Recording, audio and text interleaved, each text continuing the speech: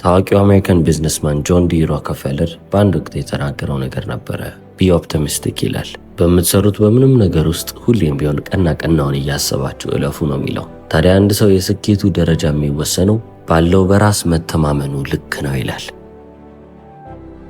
ዓለማችን ላይ ብዙ ታላላቅ የሚባሉ ሰዎችን ሰምተናል። እንደነ ዋልት ዲዝኒ፣ ኦፕራ ዊንፍሪ ወይንም ደግሞ ናፖሊዮንንም ብንመለከት ተመሳሳይ የሆነ መንገድን መጥተዋሉ ማለት ይቻላል። ሁሉም ሰው ጥሩ ነገር ይመጣልኛል ብሎ ያስብ ነበረ። ጆን ዲ ሮከፌለርም ለልጁ ከጻፈለት ደብዳቤ ላይ ስድስተኛውን መርህ ብታዩት ቢ ኦፕቲሚስቲክ ወይንም ቀና ነገርን እያስብ ሂድ ነው የሚለው። ስኬታማ የሚባሉትን ሰዎች ካያቸው እንደ ማንኛውም ሰው ተራ የሚባሉ ሰዎች ናቸው። ነገር ግን ከተራነት ሊያወጣቸው የቻለው ነገር በራሳቸው የማመናቸው ጥንካሬ ነው። እምነታቸው ነው እነሱን የለያቸው ይላል። በራሳቸውም ከመተማመን በላይ በስራቸውም በጣም የሚተማመኑ ሰዎች ናቸው። ስለዚህ መቼም ቢሆን ራሳችሁን በርካሽ ዋጋ አትሽጡ ይላል። ስለዚህ አንድ ሰው በራሱ ሲያምን ምን ሊመስል ይችላል ካላችሁ፣ አንድ ሰው በራሱ አመነ ማለት እምነቱንም በስራ አስደገፈ ማለት ነው። እምነቱ ላይ ተግባር የጨመረ ሰው እጅጉን ስኬታማ የሚሆን ሰው ነው። ጆን ዲ ሮከፌለር በዛን ጊዜ የኦይል ኢንዱስትሪ ውስጥ ሲገባ ሁሉም ሰው እብድ ነህ እንዲህ እያለው ነበር። በዚህ ኢንዱስትሪ ውስጥ ማንም ሰው ስም አልወጣለትም። ስለዚህ አይ አንተም ልትከሰር ነው፣ በዚህ ኢንዱስትሪ ውስጥ ገብቶ እኮ ስም ያተረፈ የለም፣ ያሰበውንም አሳክቶ የወጣ የለም፣ ዝም ብለህ ነው የምትለፋው በሚባልበት ዘመን ገብቶ ነው እንግዲህ ለራሱ ስምም አውጥቶ ሀብትንም ገንብቶ የወጣው። በመጨረሻም ከሱ የሚጠበቀው ነገር የዛኔ ቢንግ ኦፕቲሚስቲክ ነበረ። ቀና ሆኖ ነገሮችን መመልከት፣ የትኛው ጋር እድል እንዳለ ማየት፣ እድሎቹንም እንዴት መጠቀም እንዳለበት መገንዘብ ነበር የሚያስፈልገው። ያንንም አድርጎ ያለፈ ሰው ነው። ለልጁ ከጻፈለት ደብዳቤ ላይ ሰባተኛው ፕሪንሲፕል ቢዝነስ ኢዝ ዋር ይሰኛል። ቢዝነስ ወይንም ንግድ ማለት ጦርነት ማለት ነው የሚለው። ምክንያቱም ለጆን ዲ ሮከፌለር ሁሉም ነገር ጦርነት ነበረ፣ እስፔሻሊም ደግሞ ቢዝነስ። በዚህ በኦይል ኢንዱስትሪ ውስጥ ወይንም በነዳጅ ንግድ ውስጥ ገብቶ ምንም መቀለድ የፈለገበት ነገር ያለ አይመስልም። ሁሉንም ነገር ለራሱ ነው የፈለገው። ገበያውን ሊጋራበት የመጣውን ማንንም ሰው ወደ ማጥፋት ዝግጁ ነበረ። ሲያጠፋም ደግሞ በብልሃት ነው። ታዲያ በዚሁ በንግዱ ዓለም ውስጥ እያለ ኦይል ሪፋይነሪውን በሚያሰራበት ጊዜ ላይ ቤንሰን የተባለ አንድ ትልቅ ጠላት ነበረው። ያው ያኛውም ነጋዴ ነው፣ ይህም ነጋዴ ነው። ሁለቱም ተጋጩ ማለት ነው። ምክንያቱም ሁለቱም የሚፈልጉት ተመሳሳይ ነገር ነው። ታዲያ ቤንሰን ምንድን ነበር ያስበው ካላችሁ 110 ማይል ርቀት የሚሄድ ፓይፕላይን፣ በመሬት ስር የሚቀበር ትቦ፣ ነገር ግን በዛ ውስጥ ነዳጅ እንዲያልፍ ነበር የፈለገው። ፔንሲልቬኒያ ተነስቶ ወደ ሌሎች ምዕራባውያን ከተሞች ጋር እንዲደርስለት ማለት ነው። ቤንሰን ይህንን አደረገ ማለት ጆን ዲ ሮከፌለር ሙሉ ለሙሉ ከስራ ወጣ ወይም ከገበያ ወጣ ማለት ነው። ታዲያ ሮከፌለር ይህንን እንዲፈጠር መቼም ቢሆን ልፈቅድ አልችልም ብሎ አሰበ። ስለዚህ ያ ቤንሰን አሰራዋለሁ ያለው ፓይፕላይን በሚያልፍበት ቦታ ጋር ያሉትን መሬቶች እንዳለ ገዛና በእኔ መሬት ስር ምንም አይነት ቁፋሮ አይደረግም አለ። ቤንሰን ግን በዚህ ብቻ ሊቆም የሚችል አይነት ሰው አልነበረም። ሌሎች ቦታዎችን ተመለከተና ፓይፕላይኑ በሌሎች መንገዶች እንዲሄድ አረገ። ታዲያ ቤንሰን ቀላል የሚባል ሰው አይደለም ብያቸዋለሁ። ምንም እንኳን ጆን ዲ ሮከፌለር ቢሞክርም ብዙ ቢጥርም ያንን 110 ማይል ርቀት የሚጓዝ ፓይፕላይን ከመሬት ስር ገንብቶ ሊጨርስ ቻለ። ከዚህ በኋላም ጆን ዲ ሮከፌለር አንድ የመጨረሻ እድል ነበረው። ይህንን በደንብ ካልተጠቀመ እንግዲህ ሙሉ ለሙሉ ከገበያ ይወጣል፣ ይከስራል ማለት ይቻላል። ምክንያቱም ቤንሰን በጣም በርካሽ ዋጋ እነዛን ነዳጆች ከአንድ ቦታ ወደ ሌላ ቦታ ማስተላለፍና ለከስተመር ማድረስ ይችላል ማለት ነው። ታዲያ ጆን ዲ ሮከፌለር ስለ ጊዜው ሲያስታውስ እንደዚህ ይላል። በጣም ከባድ የሚባል ጠላት እንዳለኝ አውቃለሁ። ለማሸነፍና እሱን ለመርታት ከባድ ነው። ነገር ግን እኔ ለማሸነፍ ያለኝን ቁርጠኝነት መቼም ቢሆን ሊያሸንፈው አይችልም። ምክንያቱም 110 ማይል ርዝማኔ ያለው ፓይፕላይን ለእኔና ለቢዝነሴ ትልቅ የሚባል ትሬት ነው፣ ለእኔ ትልቅ አደጋ ነው። ያ እንዲፈጠር ዝም ብዬ የምመለከት ከሆነ አይደለም ሌሎች ስቴቶች ውስጥ ኒውዮርክ ውስጥ ያሉኝን ደንበኞች እንዳለ ይወስዱብኛል።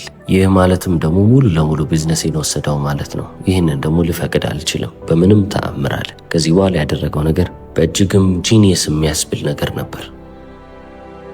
ሮከፌለር አንድ ነገርን ተገንዝቧል። በዛ ፓይፕላይን የሚመጣው ኦይል እንዳለ መቀመጫ ያስፈልገዋል፣ አለበለዚያ ፓይፕላይኑ ምንም አይጠቅምም። ያ ሁሉ ነዳጅ መጥቶ የትም የሚቀመጥበት ቦታ ከሌለ እንግዲህ ከሰሩ ማለት ነው። ስለዚህ ቺን ሀሳብ አመጣና እዛ ሀገር ውስጥ የኦይል ኮንቴይነሮችን የሚያመርቱ ፋብሪካዎችን ሄዶ በጣም ብዙ የሚባል ትዕዛዞችን ለነሱ አቀረበላቸው፣ ብዙ ሺህ ኮንቴይነሮች።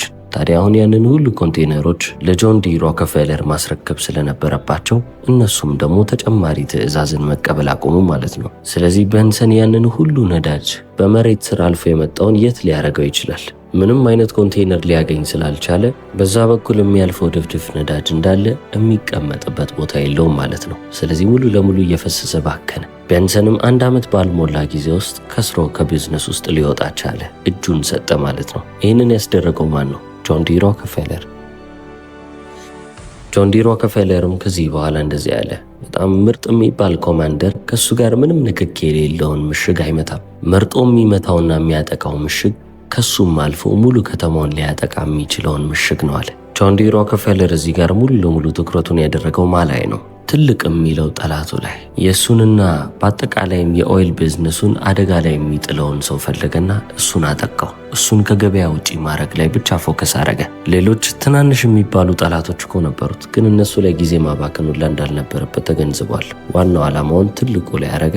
እሱንም ስለረታው ነው ቢዝነሱ ይህን ያህል ጊዜ የቆየለት። አሁንም የጆን ዲ ሮክፌለርን ስም እያነሳን ስለሱ የምናወራው የራሱን ቢዝነስ በስኬታማ መንገድ ማስቀጠል ስለቻለ ነው። አሁን ጆን ዲ ሮክፌለር ቤንሰንን ይጠላዋል ወይ ካላችሁ በፍጹም አይጠላውም። እንደውም አክባሪው ነኝ ይላል። ነገር ግን በቃ የስራው ጨዋታ ነው፣ የስራው ባህሪ ነው ብሎ ሁሉም ቢዝነስ ላይ ጠላት እንዳለኝ አምኛለሁ። ስለዚህ እነዛን ጠላቶችን ማስወገድ ነበረብኛል።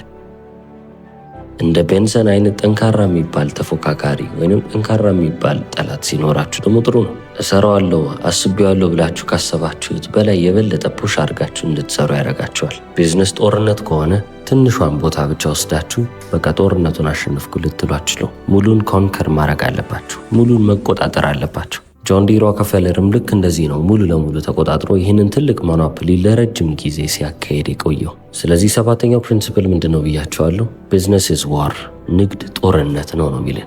8ኛው ጋር ስንመጣ ስትሮንግ ኔጎሺዬሽን ይላል።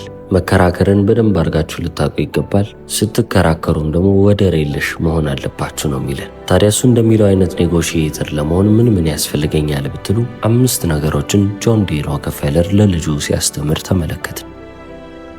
የመጀመሪያ ብሎ ያስቀመጠው the overall environment ይለዋል። የሁሉንም ሁኔታ አካባቢያችሁን በደንብ አድርጋችሁ ማጥናት አለባችሁ። ይህ ማለት የገበያውን ሁኔታ በተጨማሪም የንግዳችሁን ሁኔታ በደንብ አድርጋችሁ አጥኑ ይላል። ይህ በጣም አስፈላጊ የሆነው ለምንድን ነው ብላችሁ ብትጠይቁት እናንተ ያላችሁበትን ዘርፍ በደንብ አድርጋችሁ ልቅም አድርጋችሁ ያጠናችሁና ያወቃችሁ ሰዎች መሆን አለባችሁ። በዛ ዘርፍ ውስጥ ከእናንተ በላይ ያወቀ ሰው መኖር የለበትም። ትልቁን አድቫንቴጅ ሌሎች ኮምፒቲተሮቻችሁ ላይ ተፎካካሪዎቻችሁ ላይ ትልቁን እርምጃ የምታገኙበት ብቸኛው መንገድ ብዙ በማወቅ ነው ይላል። ሁለተኛ ብሎ የሚያነሳው ነገር ሪሶርስስ ብሎ ይመዘግበዋል። ሪሶርስስ ሲልም ደግሞ ምን ማለቱ ነው ካላችሁ ጥንካሬያችሁን፣ ድክመታችሁን ይሄ ፐርሰናልም ቢዝነስም ሌቭል ላይ ማለት ነው። እናንተ እንደ ግለሰብ ጠንካራ ጎናችሁን፣ ደካማ ጎናችሁን፣ በተጨማሪም ቢዝነሱም የደከመበትን ጎንና የጠነከረበትን ጎን ባለፈም ደግሞ ምን ያህል ካፒታል እንዳላችሁ በደንብ አድርጋችሁ ልታውቁ ይገባል ይላል። ታዲያ አሁን እዚህ ጋር በራሳችሁ ብቻ መቆም የለባችሁም። ከእናንተም አልፋችሁ ተቀናቃኛችሁ ኦፖነንታችሁ ያለውንም ነገር መመልከት አለባችሁ። ካፒታላቸው ምን ያህል ነው? የራሳቸውን እንደ ግለሰብም ሆነ እንደ ድርጅት ድክመታቸውንና ጥንካሬያቸውስ ምንድን ነው የሚለውን ነገር በደንብ አድርጋችሁ ልታጠኑ ይገባል።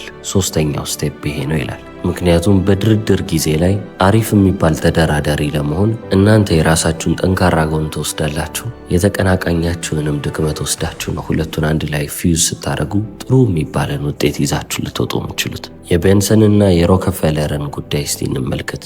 ሮክፌለር ከቤንሰን የተሻለ ካፒታል ነበረው። ስለዚህ ቢዝነሱ ላይ የበለጠ የመቆየት እድል የነበረው ሮክፌለር ነው። ነገር ግን ይህንን ሁሉ ጊዜ ከዚህ ሰውዬ ጋር ለምን እየታሸው ቆያለሁ ብሎ አሰበ። ቤንሰንን ተመለከተውና እሺ ቤንሰን የተባለው ሰውዬ ጥንካሬዎቹ ምንድናቸው? ድክመቶቹስ ምንድን ነው ብሎ ቢዝነሱንም እሱንም እንደ ግለሰብ ተመለከተው። የቤንሰን ድክመትም የነበረው ያንን ድፍድፍ ነዳጅ ፕሮሰስ ማድረጉ አልነበረም፣ ነገር ግን ለከስተመሮች ማድረስና ያንን ነዳጅ የሚያስቀምጥበትን ቦታ አለማወቁ ነበር ትልቁ ድክመት። ስለዚህ ይቺን ነገር ተመለከተና ጆን ዲ ሮክፌለር እሱ ላይ ወሰነበት ማለት ነው። ሊያሸንፍም የቻለው ሞኖፖሊውንም ሊያስቀጥል የቻለው በዛ መንገድ ነው። ጥሩ ተደራዳሪ ለመሆን 4ኛ አስፈላጊው ነገር ዩር ጎል ኤንድ አቲቲዩድ ይለዋል። ግባችሁና አመለካከታችሁ ማለት ነው። በአጭሩ ስነግራችሁ you need to know yourself ይላል። ራሳችሁን በደንብ አድርጋችሁ ልታውቁ ይገባል። በተጨማሪም የምትሰሩትን ነገር በደንብ ልታውቁ ይገባል። ያላችሁን ግቦች ልትመዘግቡ ይገባል። እነዛንም ግቦች ለማሳካት ምን ያህል ቁርጠኞች እንደሆናችሁ ማወቅና መረዳት አለባችሁ ይላል። ይህ አራተኛው ብሎ የጠቀሰው ነገር በጣም ቀላል የሚባል ምክር ይመስላል። ለመስማትና ለማስታወስም በጣም ቀላል። ይህንን ምክር ግን በሕይወታችሁ ላይ ለመተግበር በጣም ከባድ ሆኖ የምታገኙት ብዙ ጊዜ በሲምፕሊሲቲው ወይንም ደግሞ በምክሩ ቀላልነት ስለምትንቁት ነው። በሕይወታችሁ ውስጥ መዋጋት የሌለባችሁ ጦርነት ውስጥ መግባት የለባችሁም ይላል ጆን ዲ ሮክፌለር።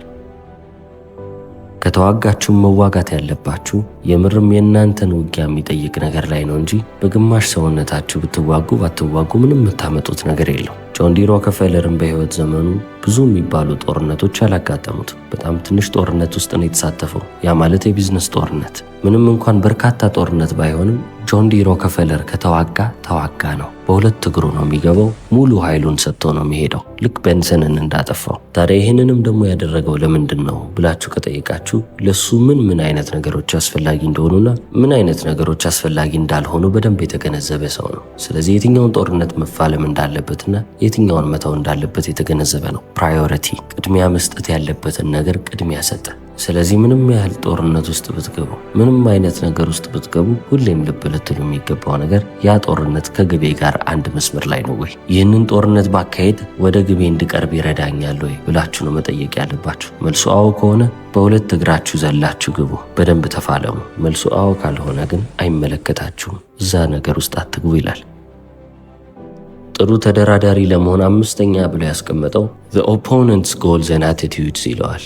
የተፎካካሪያችሁን ወይንም ደግሞ ከእናንተ ጋር የሚወዳደረውን ሰው ግብና አመለካከቱን በደንብ አድርጋችሁ ልትመዝኑ ለማወቅ ልትሞክሩ ይገባል የሚለው። በእርግጠኝነት ልታገኙት የማትችሉት መልስ ሊኖር ይችላል። ነገር ግን በምንም አይነት ሁኔታ ቢሆን የተፎካካሪያችሁን ልብ እንደምንም ብላችሁ ከነትሬት ልታረጉ፣ እንደምንም ሰብራችሁ ልትገቡና በውስጡ ምን አይነት ነገሮችን እያሰበ እንደሆነ ልታውቁ ይገባል ይላል። ይህ ለምንድነው አስፈላጊ የሆነው ብላችሁ ብትጠይቁት የሰው ልጅ ብዙ ጊዜ ሎጂክሊ እንደማያስብ ይነግራቸዋል። ይህ ማለትም ደግሞ በምክንያት አንመራም። አብዛኛውን ጊዜ ስሜታችን ይቀድመናል።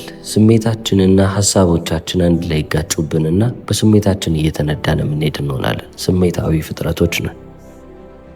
ስለዚህ የተፎካካሪያችሁንም ልብ ማወቅና ማጥናት አለባችሁም ያለው ለዚህ ነው። ብዙ ሰው በስሜት ነው የሚነዳው። ለዚህ ነው የተቀናቃኛችሁን ስሜት እንደምንም ብላችሁ ልታውቁ ይገባል የሚለው። ስሜታቸውን መረዳት ከቻላችሁ አብዛኛውን ጊዜ በስሜታቸው እየተመሩ ስለሚሄዱ ወደ የት እያቀኑ እንደሆነ ታውቃላችሁ፣ ትረዳላችሁ ይላል። 9ኛው ፕሪንሲፕል ሉክ ፎር ኢንቨስትመንትስ ይሰኛል። ኢንቨስት ለማድረግ መፈለግ አለባችሁ ነው የሚለው። ታዲያ ለልጁ ከጻፈለት ደብዳቤ ላይ ሚስተር ቻርልስ የተባለ ሰውዬ አንድ የጻፈውን ስፒች ወይንም የተናገረውን ነገር እዛ ላይም ጽፎ አስቀምጦለታል። ሚስተር ቻርልስ ታዲያ ገንዘብ ያላቸው 3 አይነት ሰዎች አሉ የሚለው ንግግሩ ነው ጆን ዲ ሮክፌለር ለልጁ የጻፈለት። ታዲያ እዛ ላይም እንደዚህ ይላል፣ በፍጹም ሀብታም የማይሆኑ 2 አይነት ሰዎች አሉ። የመጀመሪያዎቹ ግላመረስ ላይፍ የሚያምራቸው የቅንጡ ህይወት የሚፈልጉ ናቸው አለ። ፍላጎታቸው ሙሉ ለሙሉ ላክሽሪ ላይ ነው ወይንም የቅንጡ ህይወት ላይ ነው እንጂ ከዛ ያለፈ ነገር ላይ አይደለም አለ። ውድ መኪና፣ ውድ ጫማ፣ ውድ ልብስ፣ ውድ የሚባል ቤት፣ የሰው ልጅ በእጁ ሊሰራው የሚችለውን በጣም ውድ የሚባለውን ነገር እያሳደዱ መግዛት የሚፈልጉ ሰዎች ናቸው። እንደዚህ አይነት ህይወት መምራት የምር በጣም አስገራሚና ፋሲኔቲንግ የሆነ ፊሊንግ ሊሰጠን ይችላል። ነገር ግን ኢት ላክስ ራሽናሊቲ፣ ምክንያታዊነት ይጎለዋል፣ ሰብስታንስ የለውም ነው የሚለን። ስለዚህ አሁን እዚህ ጋር ጆን ዲ ሮክፌለር ጥሩ የሆኑ ነገሮችን ለራሳችሁ አትግዙ አይደለም የሚለው። ነገር ግን ፐርፐሳችሁ ለነሱ እንዳይሆን አላማችሁ ከዛም በላይ መሆን አለበት። ፕሮቫይድ ቫሊዩ ወይንም ደግሞ ለማህበረሰባችሁ ወይንም ሰርቭ ለምታረጉት ሰው ቫሊዩ ልታቀርቡ፣ ዋጋ ልታቀርቡ ይገባል። ጥቀሟቸው፣ አላማችሁ እሱ ይሁንና እነዚህ በህይወት ውስጥ ሁሉም ሰው የሚመኛቸው አሪፍ የሚባሉ ነገሮች የነዛ ነገሮች ትርፍ የሆኑ ነው የሚለው። በሁለተኛ ደረጃ መቼም ሀብታም የማይሆኑ ሰዎች ገንዘባቸውን ሴቭ የሚያደርጉ ወይንም የሚቆጥቡ ናቸው። የሚቆጥቡት ገንዘባቸውን ለማንቀሳቀስ ወይንም ኢንቨስት ለማድረግ አይደለም። በቃ ባንክ ውስጥ ቁጭ እንዲሌላቸው ገንዘብን ማድረግ በሉታል። በባንክ ወለድ ገንዘብ እንደማይመጣ ማወቅና መረዳት አለባችሁ። እንደዛ ህይወት አይቀጠልም፣ ገንዘብም እንደዛ አይሰራም ይላል። ነገር ግን ሀብታም የሚሆኑ ሰዎች አሉ። ለምሳሌ እንደኛ ይላል። እኛ መጀመሪያ የምናስበው ነገር ገንዘብን እንዴት ላውጣ በሚል አመለካከት አይደለም። እንዴት ነው ገንዘቤ ሊበረክትልኝ የሚችለው፣ ምን ላይ ባረገው ነው የበለጠ እየበዛ የሚመጣው የሚለውን ነው የምናስበው። ምክንያቱም ሀብት ማለት ተሰብስቦ ተጨምሮም አንድ ላይ ሌላ ሀብትን ይዞልን የሚመጣ ነገር እንደሆነ እንረዳለን። እያንዳንዱ ኪሳችን ውስጥ የሚገባውም ሳንቲም ትልቅ ቤነፊት፣ ትልቅ ጥቅም ይዞልን እንደሚመጣ እንገነዘባለን ይላል። ጆን ዲ ሮክፌለር ከቢዝነሱ የሚያገኘውን ገንዘብ እንዳለ መልሶ ቢዝነሱን ለማሻሻል ነው የሚጠቀምበት። እያንዳንዱ ሳንቲም ሪኢንቨስት መደረግ አለበት ነው የሚለው። ገንዘብን ይዞለት እንደሚመጣ ያውቃልና መልሶ እዛው ካምፓኒ ላይ ያወጣዋል። ለግል ህይወቱ የሚጠቀመው በጣም ትናንሽ ነገሮች ሊሆን ይችላል። አብዛኛውን ሀብቱን ግን የሚያፈሰው ቢዝነሱ ላይ ነው። እንደነዚህ አይነት ሰዎች ያልፍላቸዋል። በህይወትም የሚመኙትን የሚፈልጉትን ነገር የሚያገኙ ይሆናሉ አለ። እንግዲህ ጆን ዲ ሮክፌለር ለልጁ የጻፈው መልእክት ይህንን ይመስላል። አሁንም አልጨረስነውም፣ ነገር ግን በአብዛኛው ከቨር ያደረገውን የነገረውን ነገር ነግሬያቸዋል። እስከ መጨረሻው ስለተከታተላችሁኝ አመሰግናለሁ። ቻው።